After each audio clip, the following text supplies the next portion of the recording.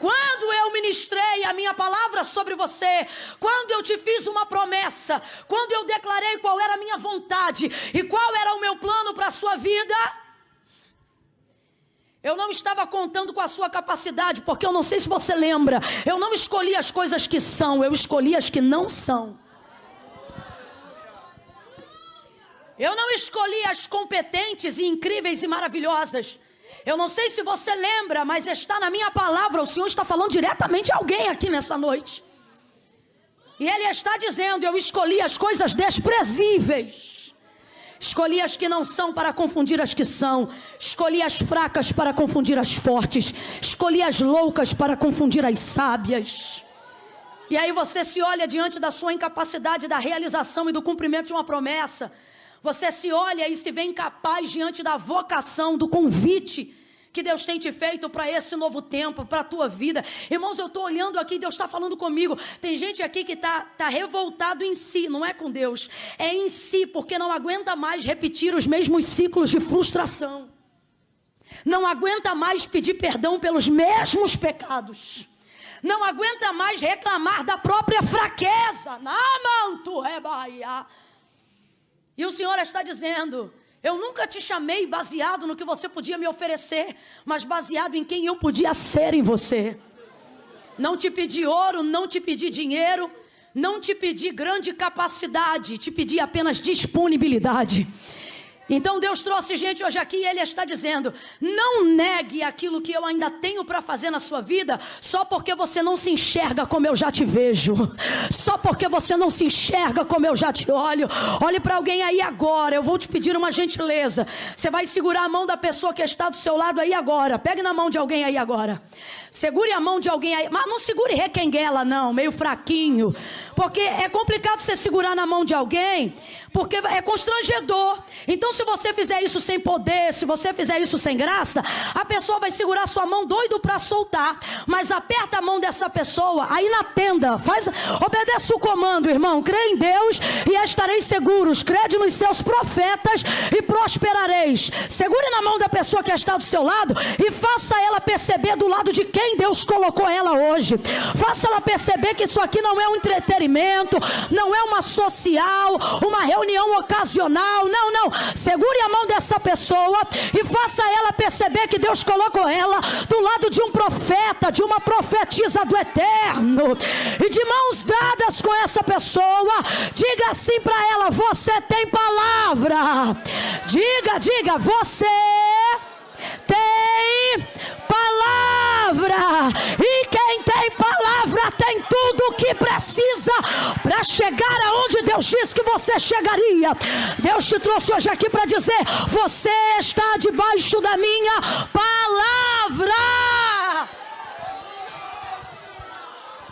Não é sua competência, não é o seu ofício, não é o seu sucesso, não é o seu currículo que tem o poder de determinar até onde você pode chegar. E está na hora de você começar a compreender isso, porque senão você vai se tornar vulnerável e isca fácil da depressão o tempo todo. Por que isso está acontecendo? Porque estamos tributando crédito ao nosso mérito e não à graça de Deus. A gente não era nada vezes nada, e nem sabia o que poderíamos ser. Aí conhecemos um Deus que nos deu capacidade de sonhar, entregou uma palavra na nossa vida e mostrou que Ele é fiel para cumprir aquilo que Ele fala. Começamos a viver algum nível de avanço, e ainda que você não esteja onde você gostaria de estar, você sabe que já não está onde um dia você esteve. Deus te tirou de lá, você sabe disso. E aí, dentro dessa realidade de onde Deus te tirou, você começou a ser capaz de fazer coisas que você não sabia que ia dar conta. Vamos falar a verdade. Tem gente aqui que hoje canta e não cantava, ora e não orava. Gente aqui que nunca imaginou que um dia poderia servir a Deus. Gente aqui que nem de crente gostava, de igreja então passava de longe. E hoje você alcançou um nível de sabedoria, um nível de entendimento. E não estou falando apenas do âmbito espiritual ou religioso, mas portas foram abertas, transformações estão sendo alcançadas. Tem pessoas aqui que eram dominadas pelo vício da bebida e hoje não sentem vontade nenhuma de colocar nenhuma gota de álcool na boca. E não é porque a igreja diz pode ou não pode, é porque o Filho do Homem, quando liberta verdadeiramente, você se torna livre. Então você tem consciência de que não está onde um dia esteve. E por ter caminhado até onde hoje e agora você quer chegar, num nível de projeção de futuro, de destino, de romper, você se vê sendo capaz de fazer coisas que outrora, um dia, você nunca acreditou que seria capaz. Só que ao invés de entender que tudo foi graça, bondade e misericórdia, você começa a acreditar que teve muito do seu esforço. E até é verdade, o problema é que você está dando tanto mérito para isso, que agora, para entrar nessa transição de novo nível, você está querendo confiar nesse mérito de alguém que agora tem currículo. De alguém que agora diz, olha onde eu estava e olha onde eu estou. E Deus está olhando para mim e para você nessa noite dizendo, olha onde você estava e olha onde você está. Se não fosse a minha mão, se não fosse a minha palavra, se não fosse a minha voz, se não fosse a minha promessa, se não fosse a minha unção, quebrando julgos, cadeados, ferrolhos, portas de bronze. Desculpa com todo respeito, mas Deus está dizendo, não foi tua network, eu criei as oportunidades para você. Você não é a chave que você pensa, não. Eu tenho a chave de Davi. Eu abro e ninguém fecha. Eu fecho e ninguém abre. Deus está dizendo, naquela época, você era tão incapaz, tão incapaz, tão incapaz, que você sabia que verdadeiramente tudo era eu. Mas à medida que eu fui te transicionando de nível, e por ver realmente uma transformação na sua caminhada, você agora entra em crise, porque você quer ser melhor do que fui, do que já foi. Quando na verdade para Deus você é exatamente ainda a mesma pessoa. Porque quando você não era nada e pensava que Deus não podia te escolher porque você não era nada, Ele já havia te escolhido e estava preparando lugar entre os príncipes para te colocar. Só que agora, porque o cenário mudou, você acha que você tem que mudar também. No sentido de achar que é a sua capacidade que vai te fazer romper e te levar mais além. Mas aí Deus parou a gente hoje aqui nesses 14 anos para dizer, ainda é a minha palavra que pavimenta o teu caminho. Ainda é a minha palavra que prepara a estrada a qual você vai entrar. Ainda é a minha palavra que liberta. Ainda é a minha palavra que te guia. Ainda é a minha palavra que te sonda. Ainda é a minha palavra que te sustenta. Tua casa não caiu, não é porque ela é forte, é porque ela está debaixo da minha palavra. Teu ministério não sucumbiu, não é porque ele é forte, é porque ele foi forjado debaixo de palavra. A tua empresa ainda não faliu, não é porque ela é maravilhosa, é porque ela surgiu debaixo de palavra. E aquilo que está debaixo de palavra, meu irmão, não deteriora. Você vai ver João escrevendo as cartas às 7 igrejas da Ásia, e a cada uma ele tem uma palavra de advertência. E então de repente ele vai chegar a uma que não há advertência, mas somente elogios. Ele vai escrever agora a carta à igreja de Filadélfia. E é interessante porque Filadélfia é uma igreja pequena. Filadélfia não é como Éfeso. Filadélfia não é como uma daquelas grandes igrejas suntuosas. Pelo contrário, cada vez que o governo mudava, cada vez que os reinos mudavam, derrubava. Historicamente falando, Filadélfia foi derrubada pelo menos 3 vezes. Por isso, quando o Senhor envia a carta por intermédio de João, a igreja que estava em Filadélfia, ele começa dizendo assim, tendo pouca força. Por que pouca força? Porque o sistema político da época conseguia, a cada vez que o governo mudava, derrubar aquela igreja.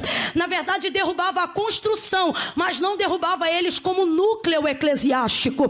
Por isso, eles sempre se reerguiam, eles sempre se levantavam. Agora, quando o Senhor entrega a palavra para João entregar a carta a eles, ele vai dizer, tendo pouca força, guardaste a minha palavra.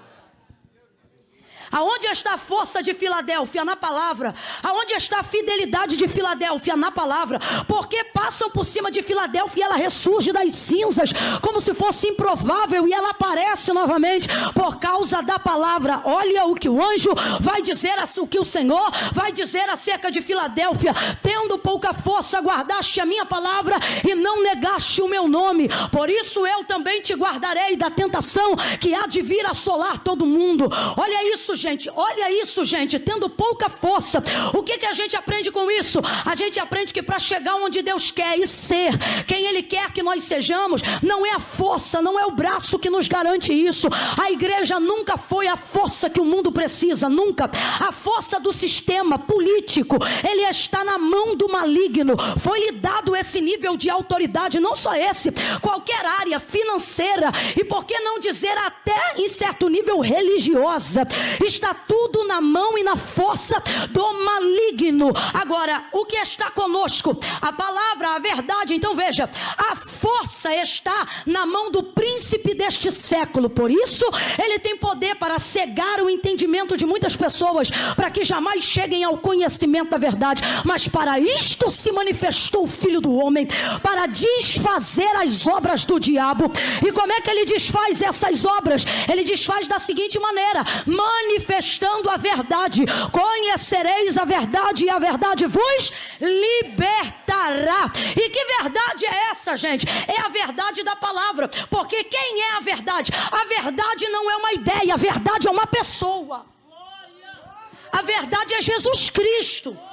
Quando João vai escrever sua biografia, a biografia de Jesus no seu livro, diferente de Mateus, diferente de Marcos, diferente de Lucas, ele não vai se ater ao nome do Pai nem da mãe de Jesus. Ele vai direto no cerne. Ele vai dizer assim: no princípio era o verbo. O verbo é o que, gente? Verbo é palavra. Complete aí. O que é verbo? O que é verbo? Olha como ele descreve a biografia de Jesus. No princípio era o verbo, e o verbo era Deus, e o verbo estava com Deus. Então quem é o verbo? É a palavra. E quem é a palavra? Jesus. Quem é ele? Ele é a palavra de Deus em carne para todos nós. E ele já estava com Deus no princípio em todas as coisas. Por isso o texto diz que sem ele, nada do que havia sido feito poderia se tornar. Então o que é que fez o mundo? O que é que fez o universo? O que é que fez as estrelas, as constelações? O que é que fez a Via Láctea, o homem? O que é que fez as matas, os oceanos, os rios, os animais silvestres, campestres, os animais dos oceanos? Está escrito na Bíblia. O autor da carta aos Hebreus, ele vai dizer assim, ó: porque céus e terra, tudo que existe e há, não foi feito por prova aparente do que se vê, mas antes foram criados pelo poder da sua palavra. Vai ouvindo aí que você vai entender. Então, é muita ignorância na verdade, desculpa, não é ignorância não. É muita necessidade de dar crédito ao nosso ego. De achar que Deus está contando com a gente 50%. A verdade é que a gente está colocando uma vida com Deus como se fosse assim: Deus faz a parte dele, eu faço a minha. Ele dá 50% e eu dou 50%. Aonde que você tem 50% para contribuir?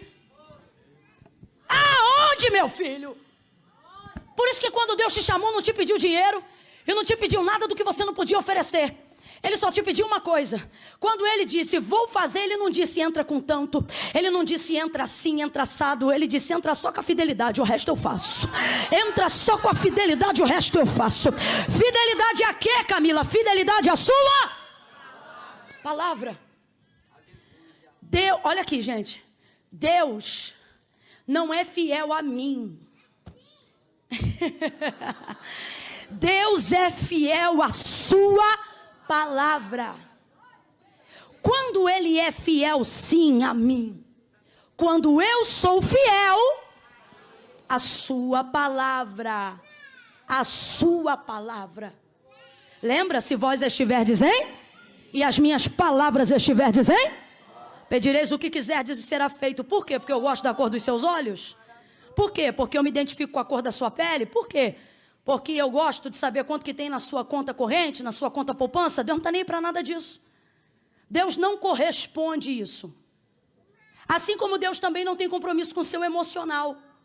Como assim, Camila? Para isso ele já deu a ciência, já deu o psicólogo, o psiquiatra, a terapia.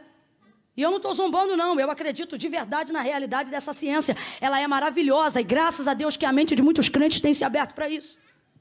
Porque Deus não nos fez só espírito, ele fez espírito, alma e corpo. A tricotomia do ser precisa ser administrado, cada um dentro da sua categoria. Quando você está com fome, você ora para se sentir alimentado? É isso que você faz? Então por que quando você está enfermo da área da mente, você acha que vai resolver só com oração? Você tem que corresponder a cada parte da tricotomia que Deus criou do seu corpo de acordo com a necessidade que ela tem. O espiritual com o espiritual, o natural com o natural e o físico com o físico. Mas o que eu estou querendo dizer aqui para a gente entender? Deus corresponde à sua palavra. Você acha o quê? Que Deus gosta mais de mim do que gosta de você? Não existe isso, Camila. Mas eu sinto que Ele se relaciona melhor com uns do que com outros. Claro, Ele se relaciona sempre melhor com quem tem a sua palavra. A identificação de Deus não é por cor de pele. A identificação de Deus não é por vitimização emocional. Olha o que Isaías vai dizer acerca de como Deus se identifica com as pessoas. Olha isso. Porque desde a antiguidade. Por que diz desde a antiguidade? Não diz desde sempre. Porque desde a antiguidade, com o ouvido não se ouviu e nem com o olho se viu um Deus que trabalha para aqueles que nele esperam. O texto diz que Deus trabalha para quem precisa? Bora aí, vamos usar a mente. Deus trabalha para quem precisa? Deus trabalha para quem, gente? Para quem espera. Deus não trabalha para quem precisa, Deus trabalha para quem tem expectativa de que Ele faça. E por que Ele diz desde a antiguidade? Por que Ele não diz desde sempre? Porque Deus só passou a dar expediente de trabalho depois que criou o homem. Antes de Deus criar o homem, Deus não tinha expediente de trabalho como tem hoje. Deus criou sol, lua, estrela, mar, oceano. Deus criou tudo e deu uma ordem. Ele disse às águas, o limite de vocês é aqui. Ele disse ao firmamento, o limite de vocês é aqui. Ele disse a tudo que você entende como biologia. Cada um vai dar semente conforme a sua espécie. E conforme a espécie que está nela. E assim vai. Alguém aqui já viu uma jaqueira dando limão? Já viu? Já viu um limoeiro dando manga? Tudo isso obedece à palavra que Deus liberou. Cada espécie dê conforme a sua semente, cada semente conforme a sua espécie.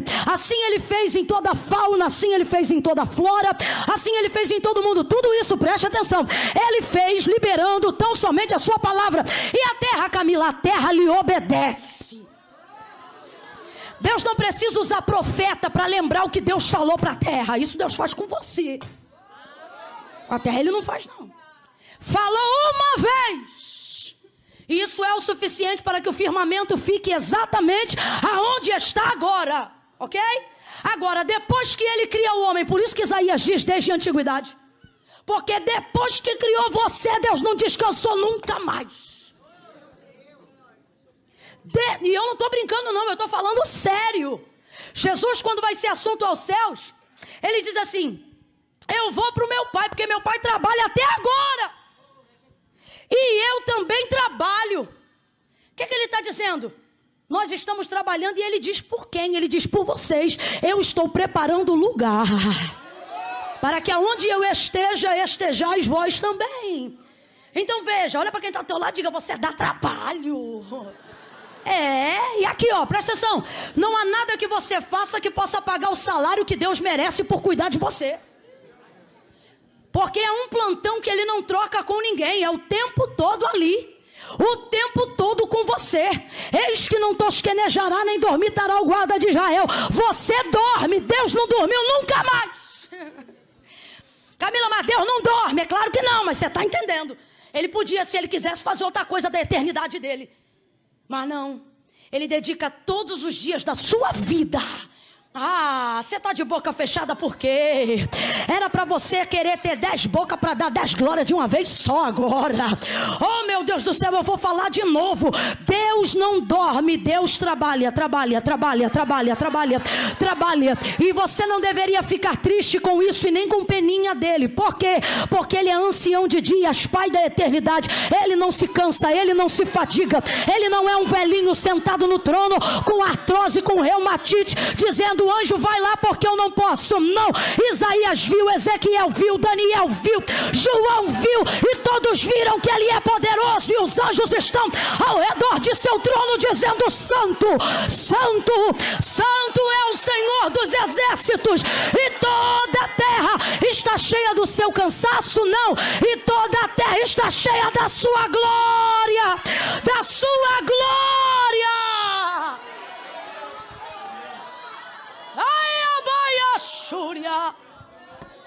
E Ele está trabalhando. Aí fica você agoniado e não dorme. Deus diz, estou eu aqui velando para cumprir minha palavra. E você sem dormir. Olha para alguém aí agora e diga, vai dormir. Essa noite tu vai dormir, tu vai dormir, tu vai dormir. Vai dormir porque Deus está com os seus olhos atentos para cumprir tudo que Ele te prometeu. Ai, Camila, mas eu não sinto isso. O que eu sinto é que eu estou sozinha. O que eu sinto é que nada vai dar certo. Quem está falando isso é a sua alma. E a alma, ela é frágil e emocional. Enquanto você for governado pelos seus sentimentos, seu cabelo vai continuar caindo. Enquanto você for governado pelos seus sentimentos, seu estômago vai continuar doendo. Enquanto você for governado pelos seus sentimentos, o culto pode ter o melhor cantor, o melhor pregador, o melhor louvor, pode estar cheio da glória de Deus, que você não vai continuar sentindo nada. Por quê? Porque você deixou de ser guiado pela palavra e está sendo guiado pelo que você sente. E deixe-me lhe dizer algo sobre sentimentos. Sentimentos não são confiáveis. Quem aqui já olhou para alguém e não gostou de cara e depois virou melhor amigo dessa pessoa? Sentimento. Não gostei. Ali tem coisa. Daqui a pouco a coisa que tem ali te cativa, vira teu amigo. Você sabe que a primeira vez que eu participei de um culto pentecostal, eu saí pela porta, eu olhei para minha mãe e disse assim: nunca mais. Falei para ela: eu venho aqui nessa igreja. Ela frequentava na época que nós estávamos ainda em transição, uma Assembleia de Deus. E aí quando ela saiu, eu disse: mãe, nunca mais eu venho nessa igreja pentecostal. Os irmãos dando glória, aleluia. Aí eu saí, ela disse: por que, minha filha? Eu falei: esse povo grita muito.